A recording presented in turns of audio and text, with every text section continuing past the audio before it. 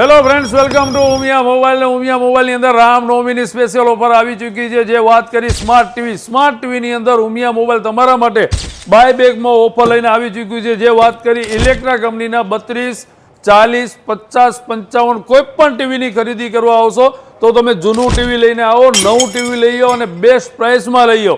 અને આમના ફીચર્સની વાત કરી તો યુનિક ફીચર્સ આપવામાં આવ્યા છે.